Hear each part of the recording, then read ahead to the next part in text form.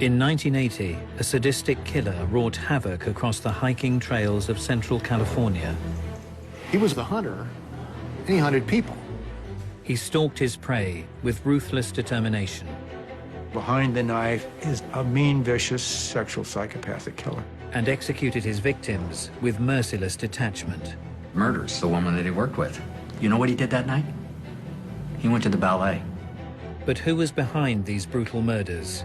And was he born to kill? If you put him on the street today, within a week, there'd be a sexually assaulted dead woman out here.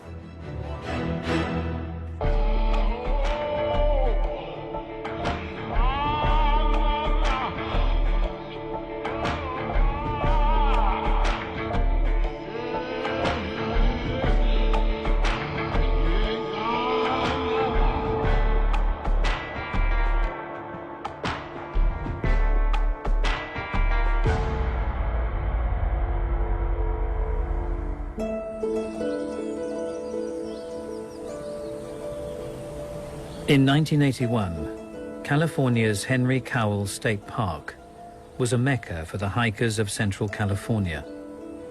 It's a very popular area. People here like to be able to use the park facilities, and they want to be able to hike and walk. There's horseback riders, bikers, campers and hikers that walk around here. On one day in March, Santa Cruz police detective Stony Brook was taking in the peace and beauty of the park. It was my day off.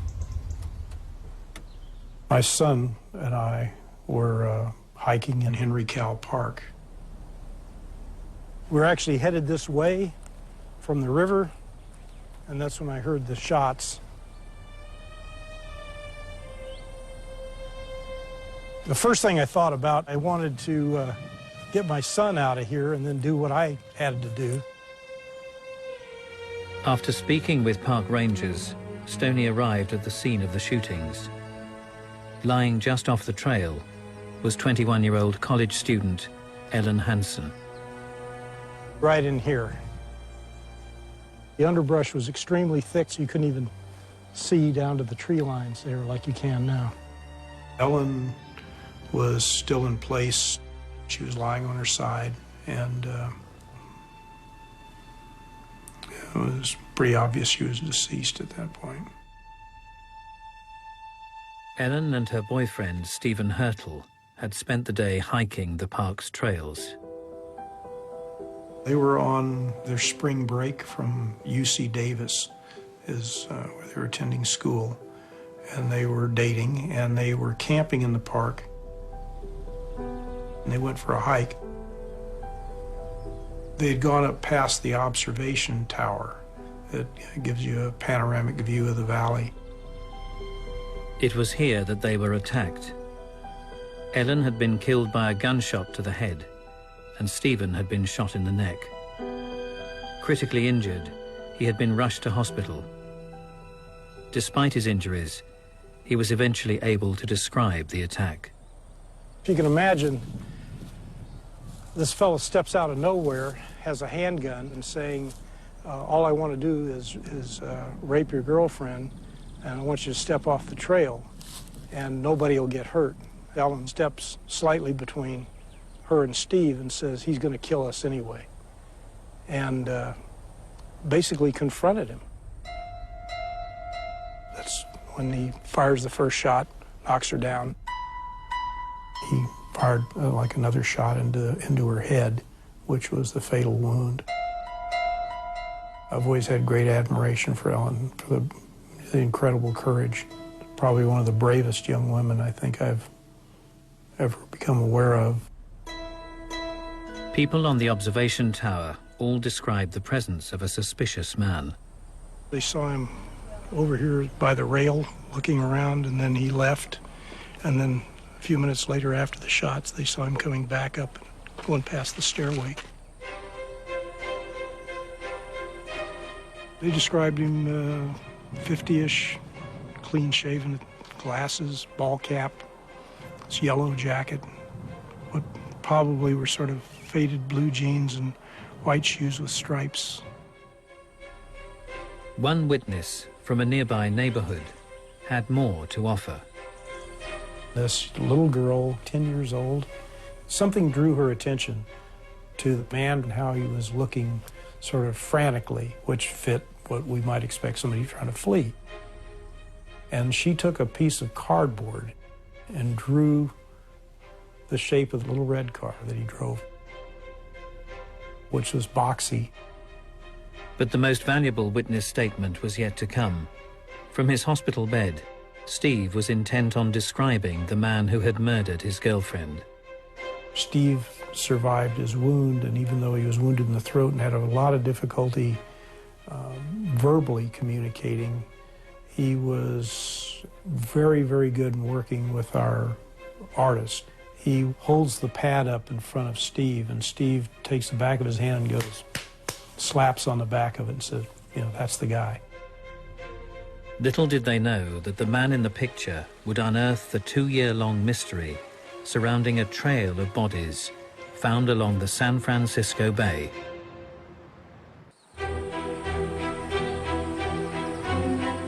In March 1981, Ellen Hansen had been brutally murdered and her boyfriend left for dead among the trails of Henry Cowell State Park.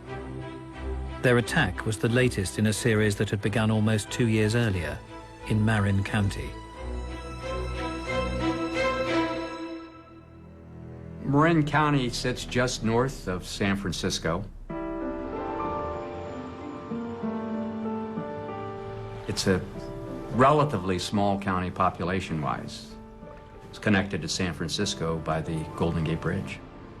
Marin County has a great deal of rural areas that are relatively undeveloped.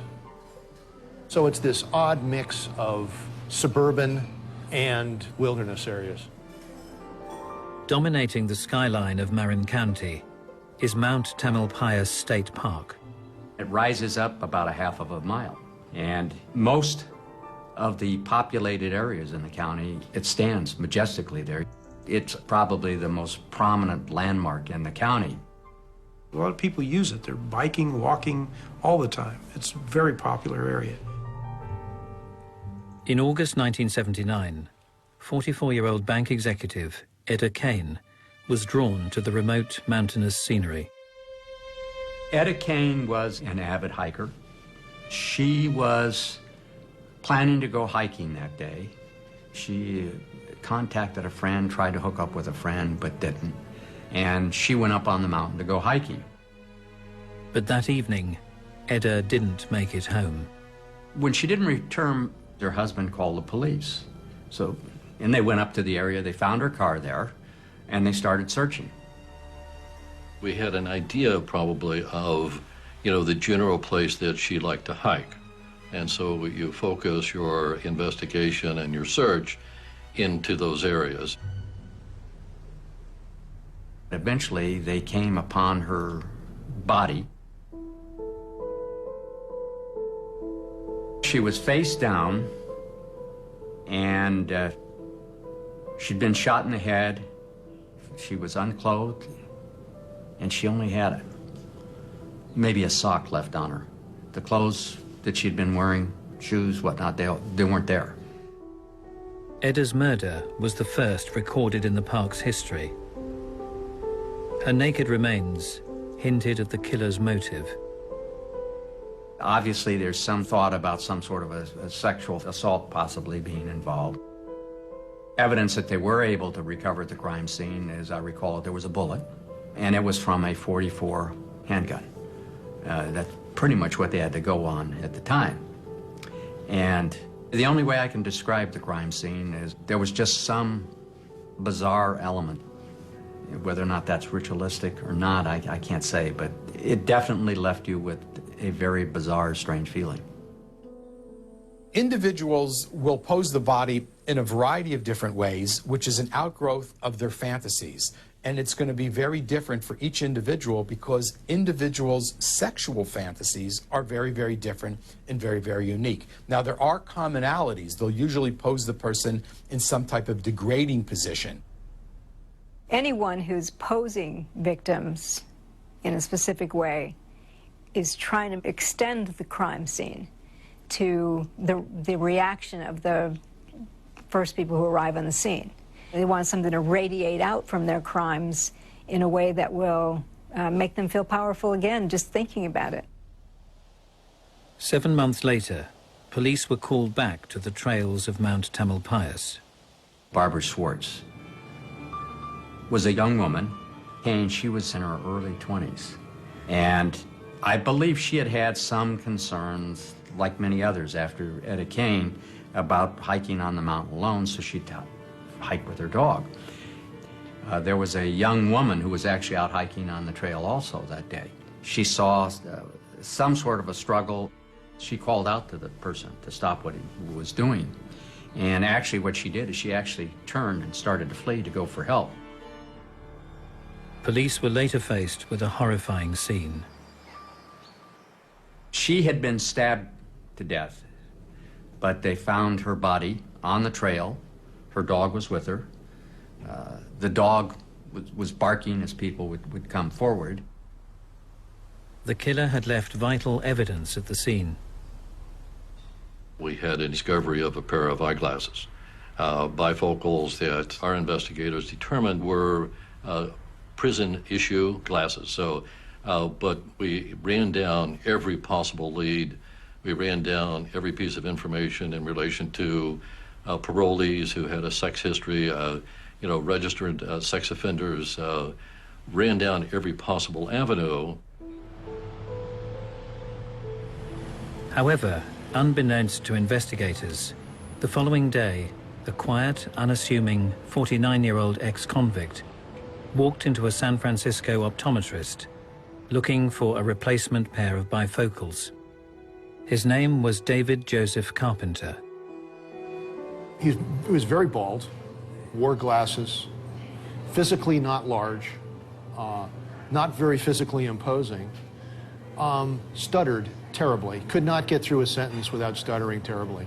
He came across as a really bumbling, sort of odd character. Born in 1930, Carpenter had had a difficult childhood.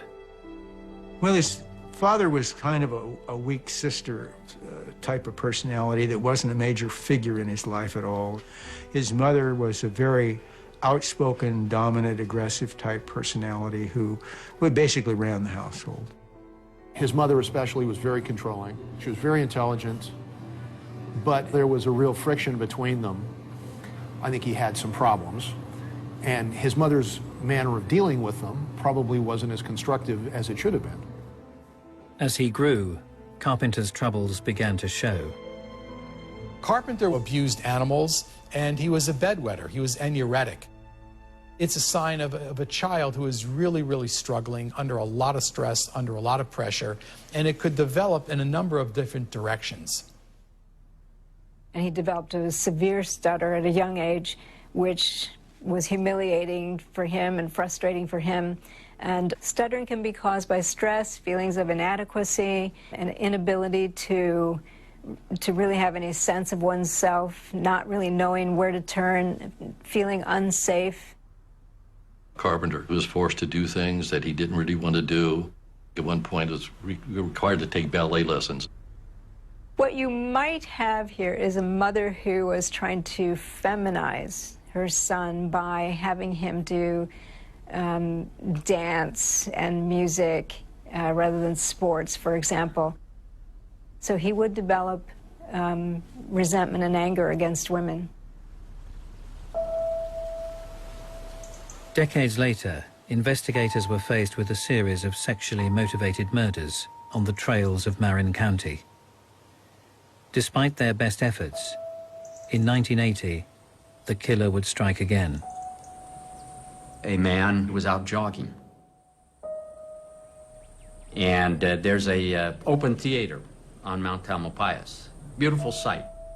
And he jogged through the theater and he saw a young lady sitting there. The woman sitting on the steps of the amphitheater was 26-year-old Ann Alderson. She liked to meditate, and she was probably up there meditating. He walked through, and initially he thought about stopping, as I recall it, to let her know, about things that had been happening up on the trail. but she appeared to be so deep in thought he didn't. But that evening, Anne didn't return home. I was there when they discovered the body. She was raped and murdered viciously. And she was left very similar to Etta Kane. That, kind of a ritualistic thing. She had been put through some psychological trauma before she was executed. With the discovery of a third victim, investigators were convinced they had a serial killer on their hands. The once tranquil trail had become the scene of a nightmare. With the third murder, the mountain became almost devoid of people. When people lose that sense of safety and security, it's frightening. Folks by and large like to think that they're safe in their homes and their schools. But because it was in parks, created a whole different level of fear. And so the pushback on that is everybody's wanting it to be safe, make it go away. We had our Marine Patrol, our Air Patrol people, community leaders, the hiking clubs, working to the nth degree. I patrolled the mountain on horseback, working with my posse. So many people checking license numbers, checking cars.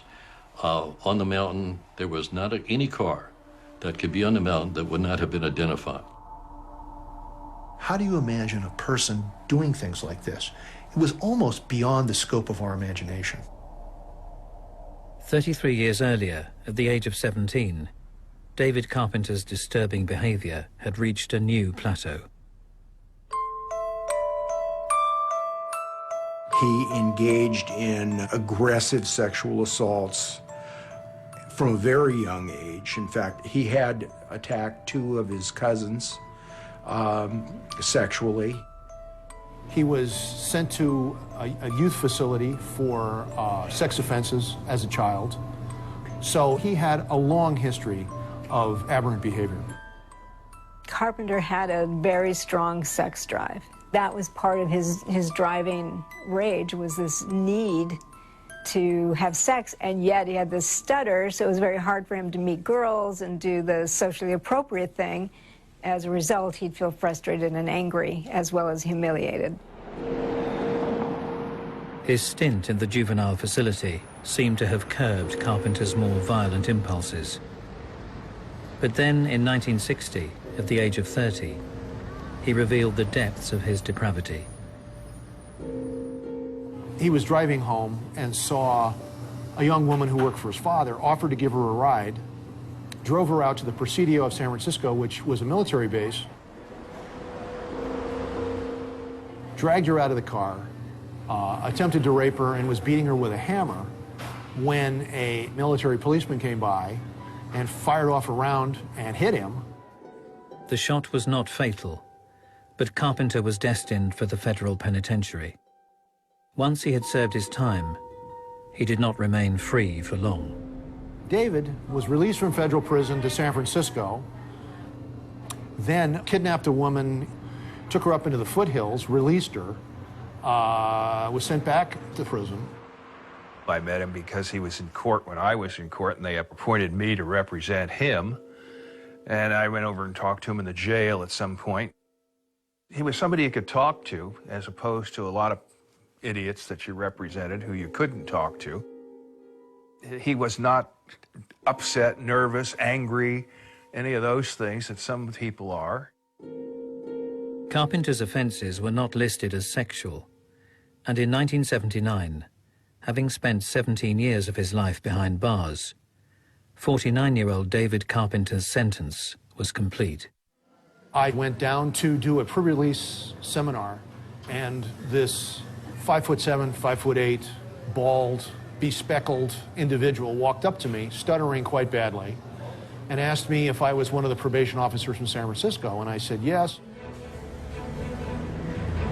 He was going to be paroled back to San Francisco. He was released to a halfway house, and I started supervising him on parole. 12 months later, police were no closer to catching the killer who was terrorizing Marin County. and a single day in November 1980 would spread panic through the entire region. By 1980, investigators were convinced that a brutal serial killer was stalking the trails of Mount Tamalpais. Unaware of the fear gripping the community, a young Coast Guard was preparing for a move to the area. Rick just thought it was what he wanted to do. He knew he needed to get some training and education that he could get through the Coast Guard. He actually liked boot camp. I was sort of surprising because he didn't like it when I used to tell him things to do. Richard Stowers had met and fallen in love with 18-year-old Cynthia Morland. She had long dark hair. She liked the outdoors. Rick liked the outdoors. They liked hiking. Following his graduation, Richard and Cynthia decided to pay a visit to Point Reyes, another of Marin's prized national parks, and home to the county's Coast Guard. I didn't know there was anything wrong until on the 15th when Cynthia's sister called me and said, Rick and Cindy are missing. And it was basically handled as a missing persons report. And a matter of fact, the Coast Guard even, I think, set a warrant out for him for being AWOL. Richard and Cynthia's disappearance was treated as a missing persons case. But investigators would find themselves at the same park 6 weeks later, following the disappearance of yet another young woman. It was the day after Thanksgiving. Diane O'Connell went hiking. She was with her two friends hiking down this trail known as Sky Trail. She was second in line. When they get to the bottom of the trail, the first lady, she's waiting for the other two to come. What happened is the third friend, who had been the third person in line, came, and Diane wasn't with them. And they waited and waited, and Diane didn't appear, so they went and reported to the Rangers. So they started searching the area, attempting to find Diane O'Connell.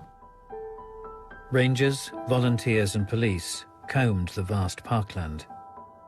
Finally, they made a dreadful discovery. I came upon a little shoe sticking up out of some ferns and walked a little closer and found two bodies. The two bodies belonged to missing couple Richard Stowers and Cynthia Morland. They had been shot once in the back of the head and left face down in the underbrush. Tragically, it would not be the only discovery made that day.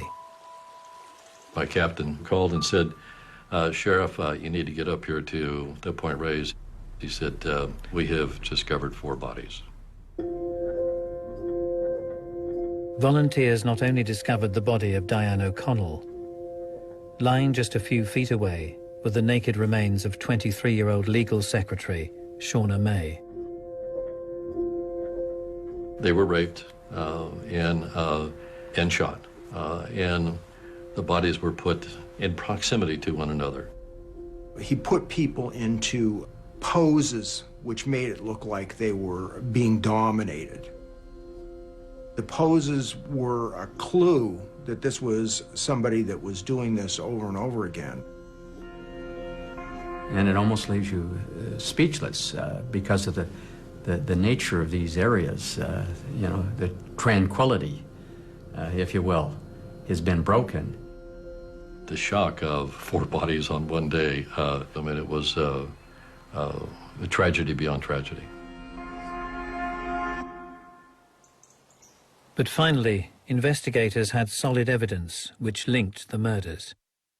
The one thing they did know after they found these 4 bodies on November 28th was they had bullets.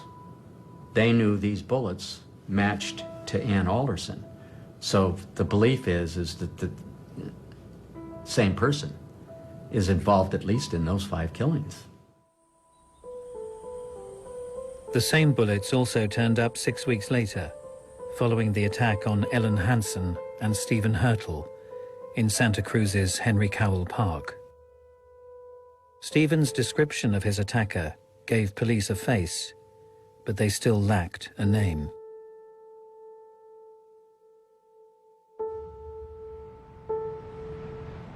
Meanwhile, 50-year-old David Carpenter appeared to be committed to getting his life back on track.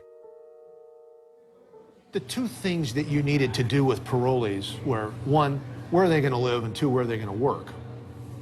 And David's parole plan was living with his two elderly parents in San Francisco, and he was at a loss as to where he could work because of his history of sex offenses.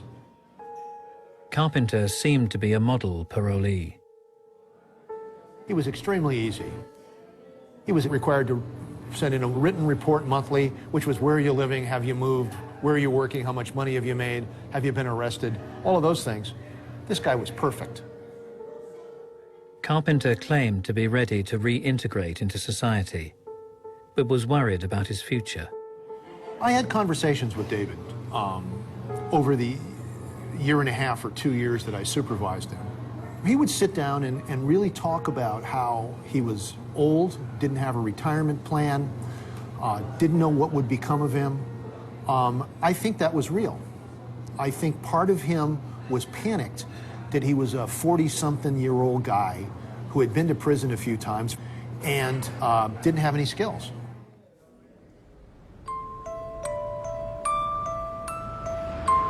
Carpenter was finally placed in a job just south of San Francisco. This met all our requirements where he could work in a room and wasn't around women. However, the guys that owned this facility had another segment next door where there were women. And from this location, in May 1981, just 6 weeks after the murder of Ellen Hansen, another young woman disappeared. I got called in the lieutenant's office, and he says, shut the door, which is never really good news. And he says to me, he says, Ken, I have a case that I want you to handle. We had an adult missing persons case that had come into the department several days before. The missing person was a 20-year-old trade school apprentice named Heather Skaggs. Heather was an only child. She grew up in a single-family household with her mom. She had recently graduated from high school, and she was working at a print shop in Hayward, California. She was doing very well there, according to her employers. The first evening we went and talked to Dan Pingle, who was her boyfriend. Heather told him that she was going to go with a fellow employee to go look at a car to buy over in Santa Cruz.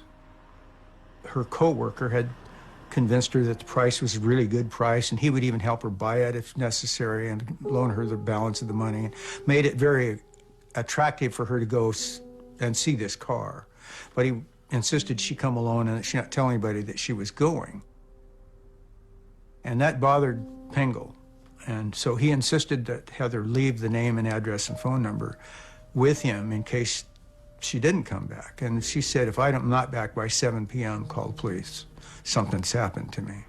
The fears of Heather's boyfriend were justified when she failed to return home. San Jose detectives immediately focused their attention on the work colleague who had accompanied her on the trip, David Joseph Carpenter. We were talking to the employers and asked what cars did he have access to and what did he drive to and from work. And they said, well, David Carpenter drives 2 cars, this blue station wagon, the personal plates on it, and then this little red foreign car that's parked out in the parking lot right now. Oh, interesting. Little red car. After we talked to the employers, we called Richard Wood at the Federal Parole Office in San Francisco. I talked to him directly, and I wanted to know about David, you know, who he was and how he patterned his day and how he thought. Womack was saying that Heather Skaggs was missing, and the last person that saw her was David Carpenter. And he said, well, I'll contact David and I'll find out and I'll call you back. I was very apprehensive. It's never good for a guy with his kind of record to be the last person to see a young woman who disappears. Days later, investigators found themselves face to face with David Carpenter. When we asked him how he knew Heather, the first thing he did is contort his face and twist to the side, and he started stuttering so bad that I initially thought he was having a seizure. It was very difficult to have a conversation with him in the beginning because he had this tremendously heavy stutter. Bumbling, stuttering, tried to charm everybody. But, you know, homicide detectives aren't easily charmed. As the interview went on, David's answers began to raise suspicions. We had asked him questions we knew the answers to, and he had lied to us about some of them that were important. When I asked him specifically about the vehicles he owned, had access to, and had driven, and he excluded the red Fiat. There's a red flag that comes up that says there's something to be pursued here. As they discussed Carpenter's childhood, there was an alarming change in his demeanor. He said that I was forced to take ballet lessons, and I really resented that.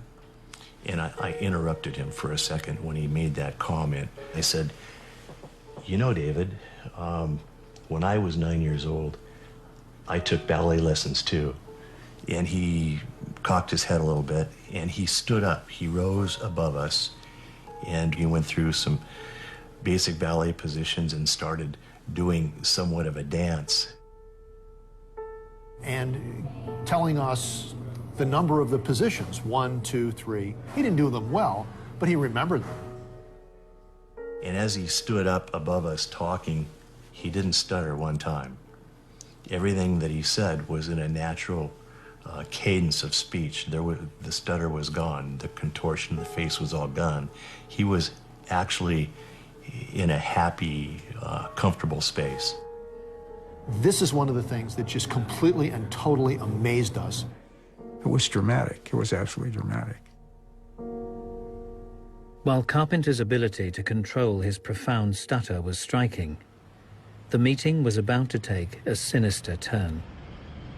We got up to leave, and he said, I pray to God no one finds her body and finds that she's been raped. He was looking directly at me and communicating something to me that I understood. Now I'm really thinking it's a good possibility that ultimately this is not going to be a missing persons case. This is going to be a homicide, and that he killed Heather Skaggs. It was clear to us that we had just had an encounter with a very dangerous, cunning individual. Carpenter was immediately placed under surveillance. Detectives from Marin County and Santa Cruz joined Robinson and Womack in a bid to investigate if he was in fact connected to any of the Trailside murders. After a week of interviews and surveillance, they had enough to arrest Carpenter. Stony Brook and Marin County officer Rich Keaton headed for San Francisco and to Carpenter's home, where he lived with his parents. San Francisco was like the other 364 days a year. It was overcast and gray. And with Carpenter's history of firearms, they took no chances. I had this backup revolver that I had had for years, and so I put that in my trouser pocket on the left-hand side. Part of the game plan for me was, as we walked up to David, I was going to shake his hand. And it still gave me a way to be able to respond, even though I probably would ruin a perfectly good suit. We walked up to him and I said, "Hi, David, my name's Stony Brook. We're placing you under arrest." He was very submissive. There was no posturing, no threats, very subdued through the entire thing. And we loaded him in a car and drove him to the Hall of Justice, put him in an interview room. David invoked his rights and said he wanted an attorney, and we never had any further conversation. 9 days later, investigators were called to a national park just west of San Jose. There were 2 hikers in the park itself, and they had come across this trail. And apparently there was probably some decomposition odors that were emanating from that area. They went over to investigate, realized it was a body, and rapidly left the area to notify authorities. The body belonged to Carpenter's co-worker, Heather Skaggs.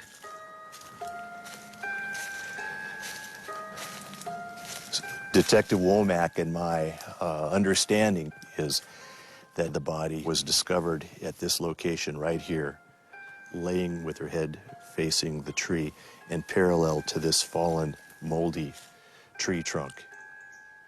It was clear that someone had dug enough to put her in the very shallow hole, cover her with dirt, debris, and brush, and then leave her.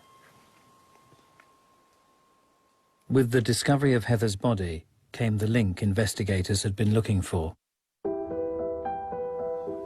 The ballistics off the bullet proved positive for the gun that he used in the other murders, and he was matched to the seminal fluid from her body. That pretty well locks it all down. All those pieces of evidence together and pointed to no one else in the world but David Carpenter. The murder of Heather confirmed that Carpenter's reign of terror had now claimed at least 9 lives. But there was another startling revelation that would reveal what beat at the heart of these brutal crimes. In 1981, David Carpenter was in custody for the brutal murders of 9 people in the parks of Central California. He was positively identified by the only surviving victim, Stephen Hurtle, whose accompanying statement also contained a hint at Carpenter's yearning for control. Stephen had indicated that David spoke in a low, slow, deliberate voice.